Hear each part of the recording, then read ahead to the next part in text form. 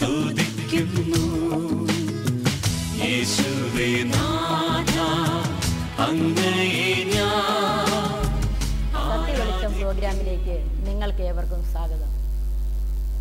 ഇന്ന് പകൽക്കാലം ദൈവത്തിൻ്റെ വചനം അല്ലെങ്കിൽ വിശുദ്ധ വേദപുസ്തകം ബൈബിൾ എന്ന് പറഞ്ഞാൽ എന്താണ്, അതിൽ ഉൾക്കൊണ്ടിരിക്കുന്ന സംഗതികൾ എന്തെല്ലാം, ഈ ബൈബിൾ കൊണ്ട് ദൈവത്തിൻ്റെ വചനം കൊണ്ട് നമ്മുടെ ജീവിതത്തിൽ എന്താണ്, ഈ വചനം കേൾക്കുന്നത് കൊണ്ട് എങ്ങനെയാണ് നമ്മൾക്ക് അനുഗ്രഹം പ്രാപിക്കാൻ കഴിയുന്നത്, ഇതെന്തുകൊണ്ടാണ് ദൈവവചനമായിരിക്കുന്നത്, ഇത് മനുഷ്യ ഹൃദയങ്ങളെ രൂപാന്തരപ്പെടുത്തുവാൻ കഴിയുമോ, ഈ ദിവസങ്ങളിൽ നിങ്ങൾ കേട്ടുകൊണ്ടിരിക്കുന്ന ദൈവവചനം നിങ്ങളുടെ ജീവിതത്തിൽ എന്ത് ചെയ്യുന്നു എന്നും അതിൻ്റെ ആധികാരികമായ ചില കാര്യങ്ങളെക്കുറിച്ച് സംസാരിപ്പാൻ തക്കവണ്ണം ഇന്ന് പകൽ ഞാൻ ദൈവത്തിൽ ശരണപ്പെടുന്നു. നിങ്ങൾ ശ്രദ്ധയോടെ ഈ ദൈവവചനം കേട്ട് ഈ ദൈവവചനത്തിൻ്റെ ആഴങ്ങളെ മനസ്സിലാക്കുവാൻ ദൈവമായ കർത്താവ് നിങ്ങളെ സഹായിക്കട്ടെ എന്ന് പ്രാർത്ഥിക്കുന്നു. ഈ ബൈബിളിന് സത്യവേദ പുസ്തകമെന്നും യഹോവയുടെ പുസ്തകമെന്നും ദൈവവചനമെന്നും ഏകദേശം 3800 പ്രാവശ്യം ഈ സത്യവേദ പുസ്തകത്തിൽ യഹോവ ഇപ്രകാരം അരുളി ചെയ്യുന്നു എന്ന് കാണുവാൻ നമുക്കിടയായിത്തീരും. യഹോവ ഇപ്രകാരം അരുളി ചെയ്യുന്നു എന്ന്, ദൈവം ഇപ്രകാരം അരുളി ചെയ്യുന്നു എന്ന് മനുഷ്യനോട് പറയുന്ന പുസ്തകമാണ് വേദപുസ്തകം. ഈ വേദപുസ്തകത്തിൻ്റെ ആധികാരികതയെക്കുറിച്ച് നാം ചിന്തിക്കുമ്പോൾ ഏകദേശം 1500 വർഷത്തെ അന്തരം ഈ വേദപുസ്തകത്തിനുണ്ട്. അതായത് 66 പുസ്തകങ്ങളുടെ കൂട്ടമാണ് സത്യവേദ പുസ്തകമെന്ന് നാം അറിയപ്പെടുന്നത്. ഒന്നാമത്തെ പുസ്തകമായ ഉൽപ്പത്തി പുസ്തകവും അവസാനത്തെ പുസ്തകമായ വെളിപ്പാട് പുസ്തകവും തമ്മിലുള്ള അകലം എന്ന് പറഞ്ഞാൽ, ഒന്നാമത്തെ പുസ്തകമായ ഉൽപ്പത്തി പുസ്തകം എഴുതിയത് മോശ എന്ന് പറയുന്ന വ്യക്തിയാകുമ്പോൾ അവസാനത്തെ പുസ്തകം എഴുതിയ യോഹന്നാനും തമ്മിൽ ജീവിച്ചിരുന്ന കാലയളവ് ഏകദേശം 1500 വർഷത്തെ അന്തരങ്ങളുണ്ട്. എന്നാൽ ഇത് വിവിധ പശ്ചാത്തലത്തിൽ എഴുതപ്പെട്ട പുസ്തകമാണ്. 3 ഭൂഖണ്ഡങ്ങളിലിരുന്ന് എഴുതപ്പെട്ട പുസ്തകമാണ് ഈ സത്യവേദ പുസ്തകം. ഏകദേശം BC 1500 മുതൽ AD 100 വരെയുള്ള 1600 വർഷം കൊണ്ട് 40-ൽ പരം വ്യക്തികളാൽ എഴുതപ്പെട്ട പുസ്തകമാണ് ഈ ബൈബിൾ അല്ലെങ്കിൽ സത്യവേദ പുസ്തകം എന്ന് പറയുന്നത്. അതിനകത്തെ എഴുത്തുകാരെന്ന് പറഞ്ഞാൽ രാജാക്കന്മാർ, പ്രവാചകന്മാർ, വൈദ്യന്മാർ, ആട്ടിടയന്മാർ, മുക്കുവന്മാർ, കൃഷിക്കാർ, പ്രവാചകന്മാർ, കവികൾ, ചുങ്കക്കാർ, ഇങ്ങനെ 40-ലേറെ എഴുത്തുകാർ ഇതിനകത്ത് എഴുതിയിട്ടുണ്ട്. വിവിധ പശ്ചാത്തലത്തിൽ ജീവിച്ചിരുന്നവർ, വിവിധ സംസ്കാരത്തിൽപ്പെട്ടവരാൽ എഴുതപ്പെട്ടതാണ് ഈ സത്യവേദ പുസ്തകം. ഇതിനകത്ത് വിദ്യാഭ്യാസമുള്ളവരും ഇല്ലാത്തവരും ഈ വേദപുസ്തകത്തിൽ എഴുത്തുകാരായിട്ടുണ്ട്. എബ്രായ, ഗ്രീക്ക്, അരാമ്യ ഭാഷകളിൽ കൽപ്പലക, മെഴുകുപലക, ചർമ്മലിഖിതങ്ങൾ, പാപ്പിറസ് ചെടിയുടെ തോൽ തുടങ്ങിയ 4 പ്രതലങ്ങളിലാണ് ഈ ദൈവവചനം എഴുതപ്പെട്ടത്. ഇതിൽ 39 പുസ്തകങ്ങൾ അടങ്ങിയതാണ് പഴയ നിയമം എന്ന് പറയുന്നത്. 27 പുസ്തകങ്ങൾ അടങ്ങിയതാണ് പുതിയ നിയമം എന്ന് പറയുന്നത്. ക്രിസ്തുവിന് വരവിന് മുമ്പുള്ള പുസ്തകത്തെ പഴയ നിയമമെന്നും, ക്രിസ്തുവിൻ്റെ ജനനം തൊട്ടുള്ള ക്രിസ്തുവിൻ്റെ ജനനം, ക്രിസ്തുവിൻ്റെ ജീവിതം, ക്രിസ്തുവിൻ്റെ ഉപദേശങ്ങൾ, ക്രിസ്തുവിൻ്റെ മരണം, ഉയർത്തെഴുന്നേൽപ്പ്, അതിനുശേഷം ക്രിസ്തുവിൻ്റെ ഇനിയുള്ള മടങ്ങിവരവ്, ഭാവിയിൽ സംഭവിപ്പാനുള്ള കാര്യങ്ങൾ, ഈ ലോകത്തിൽ സംഭവിപ്പാനുള്ള കാര്യങ്ങളെക്കുറിച്ച് വെച്ചതാണ് പുതിയ നിയമം എന്ന് പറയുന്നത്. എന്നാൽ ഈ 1500 വർഷത്തിൻ്റെ അന്തരമുള്ള, എന്നാൽ കാലം, ഭാഷ, സ്ഥലം, സംസ്കാരം, തൊഴിൽ എന്നിവ വിഭിന്നമായിരുന്നിട്ടും ബൈബിളിൽ യാതൊരു പൊരുത്തക്കേടും കാണുവാൻ കഴിയത്തില്ല. ബൈബിൾ ഉൽപ്പത്തി പുസ്തകം മുതൽ വെളിപ്പാട് പുസ്തകം വരെ നാം വായിച്ചു നോക്കിയാൽ യാതൊരു വൈരുദ്ധ്യങ്ങളും അതിനകത്ത് നമുക്ക് കാണുവാൻ കഴിയത്തില്ല. മനുഷ്യവർഗത്തെ തേടി വരുന്ന ദൈവത്തിൻ്റെ സ്നേഹത്തിൻ്റെ പാരമ്യത നമുക്ക് കാണുവാൻ കഴിയും. നമ്മുടെ ശരീരത്തിൻ്റെ ഏതൊരു ഭാഗം മുറിച്ചാലും രക്തം വരുന്നത് പോലെ ബൈബിളിൻ്റെ ഏതൊരു ഭാഗം എടുത്ത് വിശദീകരിച്ചാലും യേശു ക്രിസ്തുവിൽ കൂടിയുള്ള വീണ്ടെടുപ്പ്, മനുഷ്യവർഗത്തിൻ്റെ വീണ്ടെടുപ്പിനെ നമുക്ക് ബൈബിളിൽ കാണാം. സത്യവേദ പുസ്തകത്തിൽ ചരിത്രങ്ങൾ, ജീവചരിത്രങ്ങൾ, നിയമങ്ങൾ, നിയമ നടപടികൾ, ഉപമകൾ, അരുളപ്പാടുകൾ, അനുഗ്രഹ വചനസുകൾ, പാട്ടുകൾ, പഴമൊഴികൾ, ഇവയൊക്കെ ഒരു മുത്തുമാല പോലെയാണ് ബൈബിളിൽ നമുക്ക് കാണുവാൻ കഴിയുന്നത്. എന്നാൽ ഒരു മനുഷ്യൻ്റെ ജീവിതത്തിന് വേണ്ട സകല കാര്യങ്ങളും ഈ ബൈബിളിൽ രേഖപ്പെടുത്തിയിട്ടുണ്ട്. അവൻ്റെ ബാല്യം, അവൻ്റെ കൗമാരം, അവൻ്റെ യൗവനം, അവൻ്റെ വാർദ്ധക്യം, ഒരു മനുഷ്യൻ്റെ മരണം, മരണത്തിനപ്പുറത്തുള്ള മരണാനന്തര ജീവിതം, ഈ കാര്യങ്ങളെക്കുറിച്ച് വ്യക്തമായി വിശുദ്ധ വേദപുസ്തകം മനുഷ്യന് പറഞ്ഞു കൊടുക്കുകയും മനുഷ്യനെ നല്ല ഒരു ജീവിതം നയിപ്പാൻ തക്കവണ്ണം ഈ വചനം മനുഷ്യനെ രൂപാന്തരപ്പെടുത്തി. ഇന്ന് ലോകത്തിൽ ഏറ്റവും കൂടുതൽ വിറ്റൊഴിക്കപ്പെട്ടിരിക്കുന്നതും ഏറ്റവും കൂടുതൽ ഭാഷകളിൽ പരിവർത്തനം ചെയ്യപ്പെട്ടതും ഏറ്റവും അധികം ആൾക്കാർ വായിച്ചിരിക്കുന്നതും എല്ലാവർക്കും വിമർശിക്കാൻ കഴിയുന്നതും ഹൃദയങ്ങളെ രൂപാന്തരപ്പെടുത്തുവാൻ കഴിവുള്ളതുമാണ് വേദപുസ്തകം. ഈ ദൈവവചനത്തിന് ജീവനും ചൈതന്യവുമുണ്ട്. ഇത് കടന്നു ചെല്ലുന്നിടത്തൊക്കെയും മനുഷ്യനെ തന്നെ സ്നേഹിക്കുവാൻ, സമൂഹത്തിൽ പരിവർത്തനം വരുത്തുവാൻ, വ്യക്തിപരമായ ജീവിതത്തിൽ മനുഷ്യനെ രൂപാന്തരപ്പെടുത്തുവാൻ, അവൻ്റെ കുടുംബത്തിൽ രൂപാന്തരം ഉണ്ടാകുവാൻ, അവൻ്റെ സമൂഹത്തെ രൂപാന്തരപ്പെടുത്തുവാൻ, തന്നെയുമല്ല ഒരു രാഷ്ട്രത്തിന് തന്നെ രൂപാന്തരം വരുത്തുവാൻ ഈ വേദപുസ്തകത്തിന് ശക്തിയുണ്ട്. കാരണം ദൈവത്തിൻ്റെ വചനം, എബ്രായർക്ക് എഴുതിയ ലേഖനം 4:12 ഇങ്ങനെ വായിക്കുന്നു: ദൈവത്തിൻ്റെ വചനം ജീവനും ചൈതന്യമുള്ളതായി ഇരുവായ് തലയുള്ള ഏതു വാളിനേക്കാൾ മൂർച്ചയേറിയതും പ്രാണനെയും ആത്മാവിനെയും സന്ധി മജ്ജകളെയും വേർപിടിവിക്കും വരെയും തുളച്ചു ചെല്ലുന്നതും ഹൃദയത്തിലെ ചിന്തനങ്ങളെയും ഭാവങ്ങളെയും വിവേചിക്കുന്നതുമാകുന്നു. ഈ ദൈവവചനത്തിൻ്റെ പ്രത്യേകത എന്ന് പറഞ്ഞാൽ അത് ജീവനുള്ളതാണ്. നാം കാണുന്ന വേദപുസ്തകം വെറും പേപ്പറിൽ എഴുതപ്പെട്ടതാണ്. എന്നാൽ അതിനകത്തടങ്ങിയിരിക്കുന്ന വചനത്തിന് ജീവനുണ്ട്. അതുകൊണ്ടാണ് വേദപുസ്തകം അതിനെക്കുറിച്ച് തന്നെ ദൈവവചനത്തെക്കുറിച്ച് തന്നെ സാക്ഷ്യം പറയുന്നു. ഇത് ജീവനുള്ളതാണ്. 2, അത് ചൈതന്യമുള്ളതാണ്. ഈ ദൈവവചനം ജീവനുള്ളതാകയാൽ മനുഷ്യ ഹൃദയങ്ങളെ അതിന് രൂപാന്തരപ്പെടുത്തുവാൻ കഴിയും. അത് ചൈതന്യമുള്ളതാകയാൽ അതൊരു വ്യക്തിയുടെ ഉള്ളിൽ കടന്നു കഴിഞ്ഞാൽ ആ മനുഷ്യന് ചൈതന്യം ഉണ്ടായി വരും. അത് മാത്രമല്ല, അത് ഇരുവായ് തലയുള്ള ഏത് വാളിനേക്കാൾ മൂർച്ചയേറിയതാണ്. അത് ഹൃദയത്തിൽ തുളച്ചു ചെല്ലുവാൻ, ഹൃദയത്തിൻ്റെ ചിന്തനങ്ങളെയും ഭാവങ്ങളെയും വിവേചിക്കത്തക്കവണ്ണം തുളച്ച് കയറുവാൻ തക്കവണ്ണം ശക്തി ഈ ദൈവവചനത്തിനുണ്ട്. അതുകൊണ്ടാണ് വ്യക്തികൾക്ക് രൂപാന്തരം വരുവാൻ, കുടുംബങ്ങൾക്ക്, സമൂഹത്തിന് രൂപാന്തരം വരുത്തുവാൻ ഈ ഇതിന് കഴിവുണ്ടെന്ന് പറയുന്നത്. ഈ ഇതിലെഴുതിയിരിക്കുന്ന വചനം ഒരു മനുഷ്യൻ്റെ ജീവിതത്തിൽ ക്രിയ ചെയ്താൽ അവൻ്റെ പാപത്തിൻ്റെ വഴികളെ വിട്ട് ജീവനുള്ള ദൈവത്തെങ്കിലേക്ക് തിരിയുവാൻ ഈ മനുഷ്യനെ പ്രാപ്തനാക്കുന്നത് ഈ ദൈവവചനത്തിൻ്റെ ശക്തിയാണ്. നരഭോജികളായിരുന്ന ഈ വ്യക്തികളുടെ അടുക്കിലേക്ക് ഈ വേദപുസ്തകം കടന്നു ചെന്നപ്പോൾ അവർ നരസ്നേഹികളായി, മനുഷ്യരെ സ്നേഹിക്കുന്നവരായി തീരുവാൻ, ജീവിതത്തിൽ രൂപാന്തരം കൊണ്ടുവരുവാൻ ഈ ദൈവവചനത്തിന് കഴിഞ്ഞിട്ടുണ്ട്. ഇന്ന് പകൽക്കാലം ഈ ദൈവത്തിൻ്റെ വചനം കേൾക്കുന്ന പ്രിയപ്പെട്ടവരെ, ഈ വചനം നിങ്ങളുടെ ജീവിതത്തിലും ജീവനും ചൈതന്യമുള്ളതായി തീരുവാൻ ഇടയായി തീരട്ടെ എന്ന് ഞാൻ പ്രാർത്ഥിക്കുന്നു. ഈ ദൈവവചനം കടന്നു ചെല്ലുന്നിടത്തൊക്കെയും സമാധാനവും ശാന്തിയും സന്തോഷവും ഐശ്വര്യവും ഉണ്ടാകും. കാരണം ഇതൊരു മതഗ്രന്ഥമല്ലാത്തത് കൊണ്ട് ഇത് ഏതൊരു വ്യക്തിക്കും ഇതിനെ വിമർശിക്കുവാൻ, ഇതിനെ പഠിക്കുവാൻ, ആർക്കും ഇതിനെ വായിക്കുവാനും അതിനെ ഗ്രഹിക്കുവാനും അത് പ്രസംഗിക്കുവാനും അത് മനസ്സിലാക്കുവാനും അതനുസരിച്ച് ജീവിക്കുവാനുമുള്ള സ്വാതന്ത്ര്യമുണ്ട്. നമ്മുടെ കയ്യിൽ ഈ വേദപുസ്തകം ഇരിക്കുമ്പോൾ തന്നെ ഇതിൻ്റെ അതേ ഒരു പ്രതി സ്വർഗത്തിൽ എന്നേക്കും സ്ഥിരമായിരിക്കുന്നു എന്നുള്ളതാണ്. അതുകൊണ്ട് യേശുക്രിസ്തു പറഞ്ഞു, ലൂക്കോസിൻ്റെ സുവിശേഷം 21:3 ഇങ്ങനെ വായിക്കുന്നു: ആകാശവും ഭൂമിയും മാറിപ്പോയാലും എൻ്റെ വചനങ്ങൾക്ക് ഒരു മാറ്റവുമില്ല. കാരണം ഇത് സ്വർഗത്തിൽ എന്നേക്കും സ്ഥിരമായിരിക്കുന്ന ദൈവത്തിൻ്റെ വചനമാകയാൽ ഇതിനോടൊന്ന് കൂട്ടുവാനോ ഇതിൽ നിന്നൊന്ന് കുറയ്ക്കുവാനോ ദൈവം മനുഷ്യന് അധികാരം കൊടുത്തിട്ടില്ല. അതുകൊണ്ടാണ് യേശു പറഞ്ഞത്, ആകാശവും ഭൂമിയും മാറിപ്പോയാലും എൻ്റെ വചനങ്ങൾക്ക് മാറ്റം വരുത്തുവാൻ കഴിയില്ല. അതുപോലെ തന്നെ വെളിപ്പാട് പുസ്തകത്തിൽ യേശുക്രിസ്തുവിൻ്റെ അരുളപ്പാട് ഇങ്ങനെയാകുന്നു. വെളിപ്പാട് പുസ്തകം 22:18: ഈ പുസ്തകത്തിലെ വചനം കേൾക്കുന്ന ഏവനോടും ഞാൻ സാക്ഷീകരിക്കുകയെന്നാൽ അതിനോട് ആരെങ്കിലും കൂട്ടിയാൽ ഈ പുസ്തകത്തിൽ എഴുതിയിരിക്കുന്ന വാദ ദൈവം അവർക്ക് വരുത്തും. ഈ പ്രവചന പുസ്തകത്തിലെ വചനത്തിൽ നിന്ന് ആരെങ്കിലും വലത് നീക്കിക്കളഞ്ഞാൽ ഈ പുസ്തകത്തിൽ എഴുതിയിരിക്കുന്ന ജീവവൃക്ഷത്തിലും വിശുദ്ധ നഗരത്തിലും അവന് അംശം ദൈവം നീക്കിക്കളയും.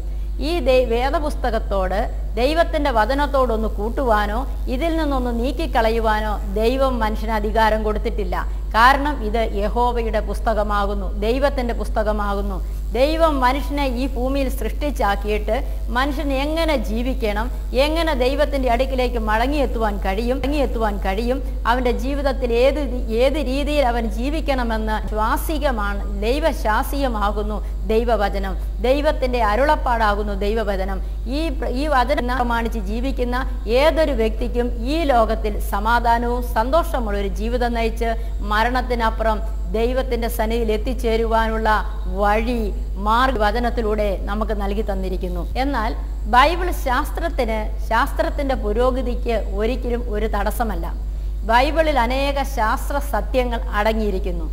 ശാസ്ത്രീയ കണ്ടുപിടുത്തങ്ങൾ ബൈബിളിനോട് യോജിക്കുകയാണ് ചെയ്തിരിക്കുന്നത്, അല്ലാതെ ശാസ്ത്രീയ കണ്ടുപിടുത്തത്തിനനുസരിച്ച് ബൈബിളിന് മാറ്റം വരുത്തിയിട്ടില്ല.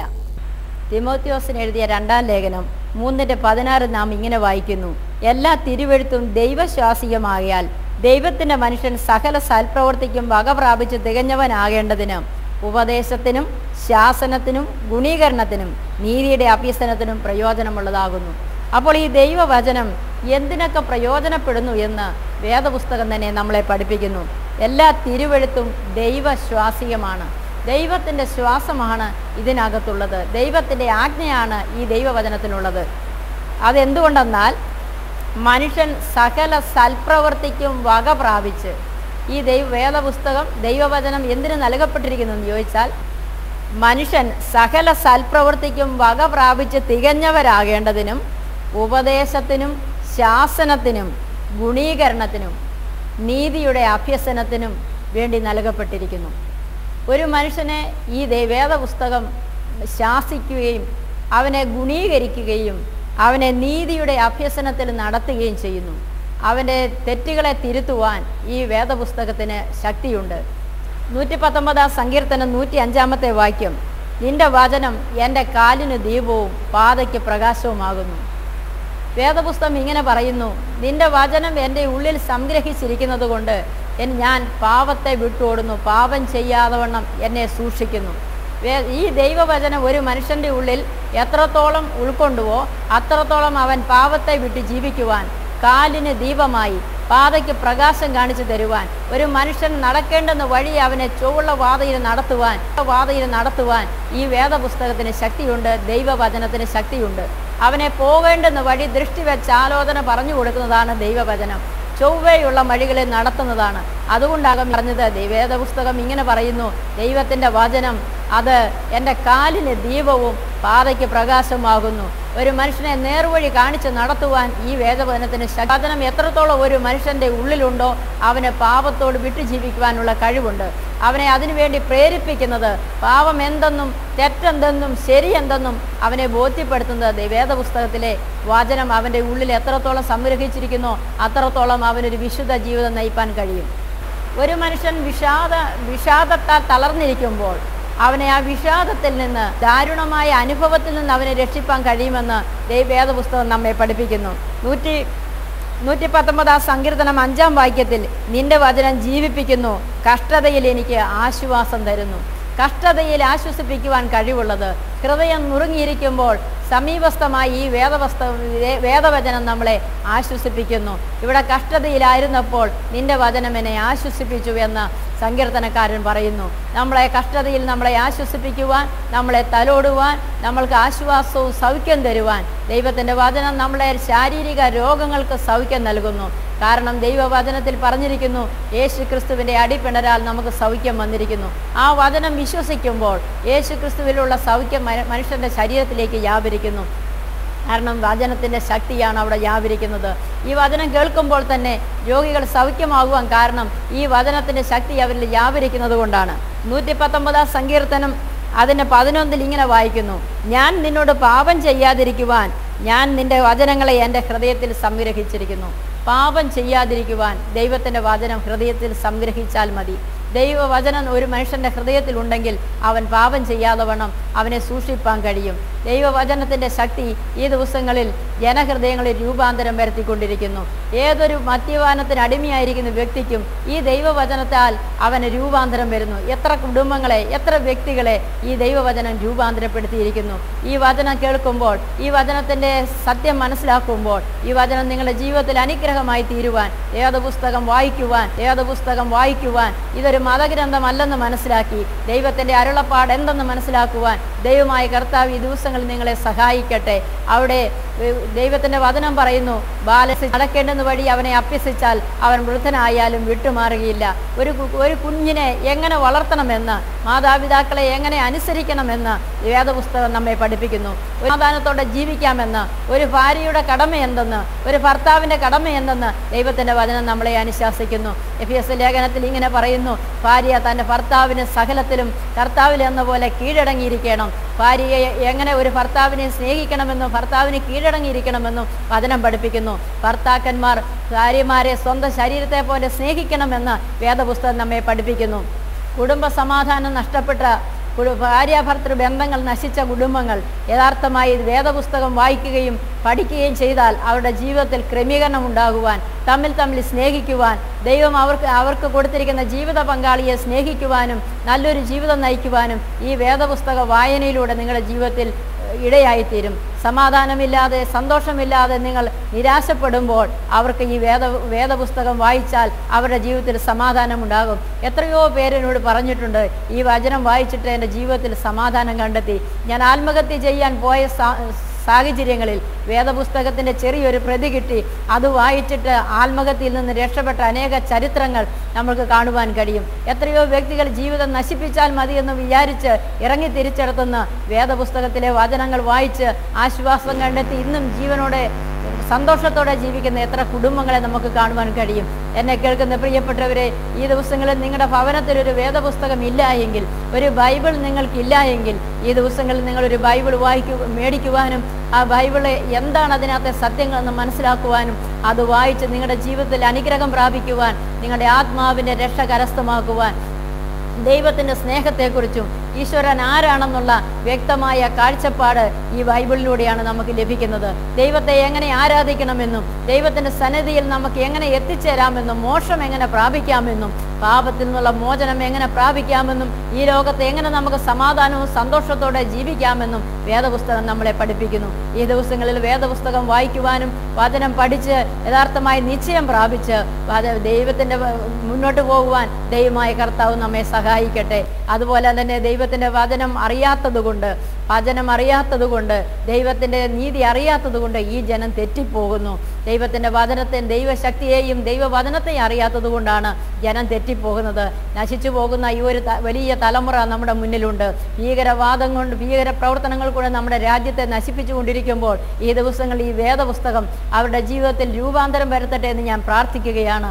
ദൈവത്തെ സ്നേഹിക്കുവാൻ, മനുഷ്യരെ സ്നേഹിക്കുവാൻ, നമ്മുടെ രാജ്യത്തെ സ്നേഹിക്കുവാൻ, നമ്മുടെ സമൂഹത്തെ സ്നേഹിക്കുവാൻ, മറ്റുള്ളവരെ നമ്മുടെ സഹോദരന്മാരെ പോലെ കാണുവാനുള്ള കൃപ ഈ ദൈവവചനത്തിലൂടെ നമുക്ക് ലഭിക്കും.